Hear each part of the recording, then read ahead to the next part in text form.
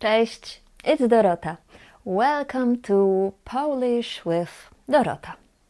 In this video, I will read with you a short, easy Polish text and I will explain what does it mean. I will explain the grammar and also I will tell you some hints about the pronunciation. Okay, let's start. The first sentence of the story is: To będzie historia o miłości. What does it mean? Do you know? It will be a story about love. To in this context means it. To has a few meanings and I made a separate lesson on that.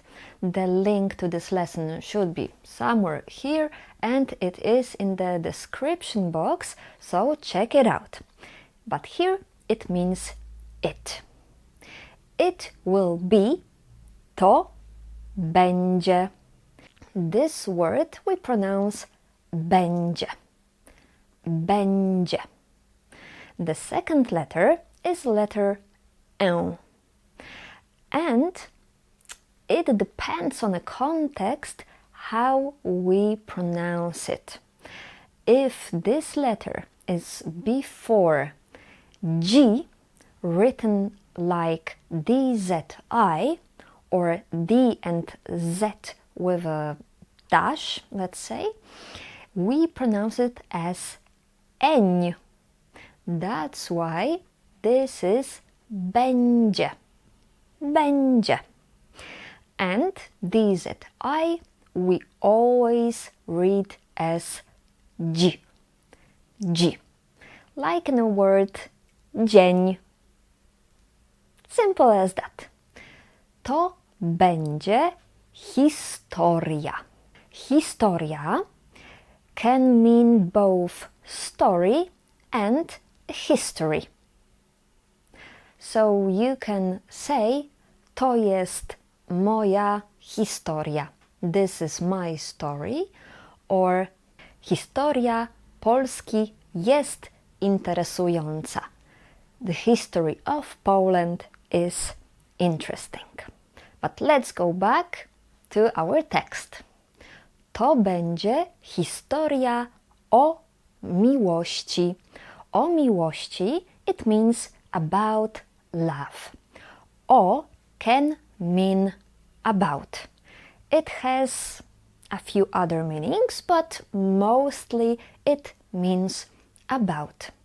And when o means about, afterwards we need to have a grammar construction which is called locative case. In Polish, miejscownik. And miłości, it's a locative form of a word miłość. Miłość means love. Miłości also means love. But in Polish, words, nouns or adjectives have different forms depending on the context. You can watch my other video about this, about the cases in Polish language. The link is also here and in the description. So, miłość is a basic form of the word. This is called nominative case, in Polish mianownik. So this is a word that you will find in a dictionary if you find for a word that means love in English. And miłości, it's a form of a locative case which needs to be used after o. And actually, if you have a word that ends with ość, you will always have the same ending in locative case. So we have a lot of words that end with ość, like miłość, love, wolność, freedom, młodość, youth, możliwość, possibility, and many, many more. So, about freedom, o wolności. About possibility, o możliwości. And two more things. Remember that CI we always pronounce as ci. Ci. I also have a lesson on that, on the difference between pronunciation of ci and czy in Polish language. And again, the link is here and in the description. Remember that this is always ci, and we can never put this dash, the accent, if the next letter is a vowel. So I, Polish I, is a vowel, so you cannot write it like that. Never. We always write only CI, but we pronounce it as ci. And one more thing about o. Pronunciation of o. It's not o, it's not wo, it's o. It's simply o. To jest historia o miłości. Don't move your mouth if you say this. O. O. Simple as that. The second sentence of the story is: Jestem Karol, a moja żona ma na imię Agata. Which means I'm Carol and my wife's name is Agata. Jestem Karol. I am Karol. Karol, it's a male name in Polish. It's a guy, not a girl. A girl would be called Karolina. A moja żona ma na imię Agata. And my wife's name is Agata. And you maybe want to ask, and in Polish is I. And we have a here. That's correct. And in English can be translated into I and a in Polish. I, it's a word that we use when we can connect two things. For example, you live in Poland and I live in Poland. Ty mieszkasz w Polsce i ja mieszkam w Polsce. Or I bought water and a juice. Kupiłam wodę i sok. But if you have two elements that are different, you will say a. Examples? You are from Poland and he is from England. Ty jesteś z Polski, a on jest z Anglii. You bought water and I bought a juice. Ty kupiłeś wodę, a ja kupiłam sok. So this is the difference between I and a. So I am Karol and my wife's name is Agata. So we want to say that our name is different. That's why we will use a, not I. Okay, moja żona means my wife. But my or mine, it's also mój i moje, and also moi. What is the difference? Watch my video lesson on this topic. The link is here and here. Moja żona. Basically, we use moja when you talk about feminine things and about women. So we will say moja żona, my wife, moja siostra, my sister, but also moja kawa, my coffee, or moja książka, my book. Moja żona ma na imię Agata. It's a phrase that can be translated as is cold. Literally, it means something like has for name. Because ma, it means has, she has, or he has. Na in this sentence, it doesn't mean anything, to be honest, but normally, usually, na means on, like on a table, na stole. But treat it as a phrase, as a kind of idiom. Ma na imię. It's cold.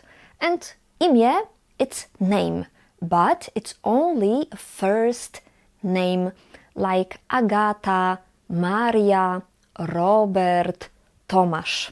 It's not a surname, and it's not a name of a company or a name of a product. I also recorded a lesson on that, and you can watch it, of course, on YouTube. The link is here and here. This lesson is about the difference between words imię I nazwa, that both can be translated to English to name. And what else you need to know about this word? At the end of this word, you have a letter N. But when the letter N is at the end of the word, we pronounce it as E. Imię. Imię. That's why we say moja żona ma na imię Agata. And the third sentence is poznałem Agatę w pociągu, which means I met Agata in a train. Poznałem, it means I met, but this word can be said only by a man. A woman would say poznałam. In the past tense, for the form I, ja, we have two endings. Wem for masculine and łam for feminine. So a man would say byłem, I was, and the woman would say byłam, I was as well. And for example, I worked, it would be pracowałem for a man and pracowałam for a woman, and so on and so on. That's why poznałem, it means I met, but I a man. Poznałem Agatę. I met Agata. Here, the name Agata has a different form. Yes, we change most of the names. They have different forms depending on the context. And here, in this case, after the word poznałem, we need to have a grammatical case, grammatical structure that is called accusative. Accusative case, in Polish it is biernik. And feminine nouns, actually all the nouns that end in a, in biernik, in accusative case, they will have the ending en. But you know already that we read en at the end as e. Agatę. Poznałem Agatę. So how would you say I met Marta? Poznałem Martę. And I met Dorota? Poznałem Dorotę.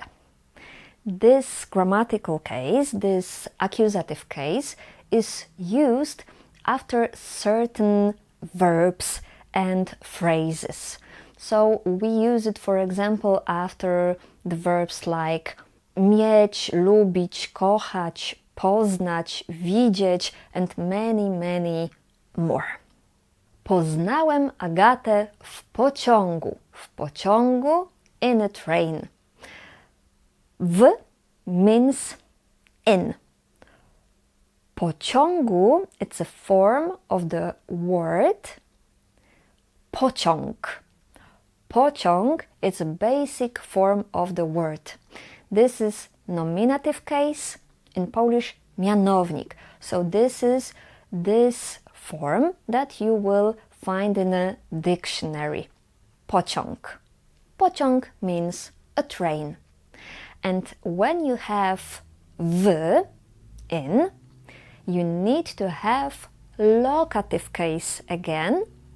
And the locative case of the word pociąg is pociągu. W pociągu means in a train. And maybe you will ask, oh, but in this o miłości about love was locative and it was I. And w pociągu, in a train, it's also locative and we have u. Yes, locative case has a few endings. It depends on the gender of the word and on the ending of the word.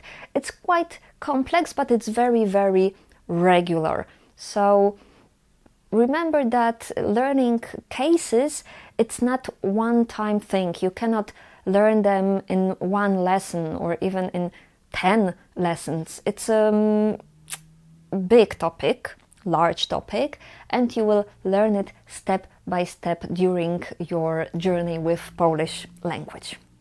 And at the end, some pronunciation tips. W pociągu. W pociągu. We pronounce it as one word, and we pronounce w, the W, as f. W pociągu. W pociągu. It's very natural because the next letter, p, is unvoiced consonant. And we read v, the W, as f when the next consonant is unvoiced consonant. And here you have all the unvoiced consonants. So for example, you will also say w piątek, w sobotę, w teatrze, w szafie, w środę. So, w pociągu, w pociągu. Here you have again CI, which you pronounce as ci. W pociągu. And also we have another letter with a tail, which is on, w pociągu. And the pronunciation of this letter depends also on the context. And before g, we pronounce it as on. So it's like on, but our tongue, it's like in this position. So the back of your tongue is up. W pociągu, w pociągu. So once again, all 3 sentences. To będzie historia o miłości. Jestem Karol, a moja żona ma na imię Agata. Poznałem Agatę w pociągu. This is the very beginning of a love story I've created. This is a story to listen. You can listen the story and then you will have exercises which will check how did you understand the story, how well did you understand, and also there will be exercises that will check your spelling. You will be asked to write the words that were in the text, and below you will have the transcript of the whole text. And what's that? This is a course available on my website, polishwithdorota.pl, and this story has 2 versions. For beginners, A1, A2 level, and for advanced students, B1, B2. And this story, each version of the story, has 7 chapters, 7 episodes. Each episode ends with a twist, so you will be curious what's next. This is a great story, and the first episode is completely for free on my website. The link is also in the description box, so check it out. And how do you like this kind of lesson? Would you like to see more of those kind of text explanations, please let me know. Thank you very much for watching and see you in the next lessons. Pa pa!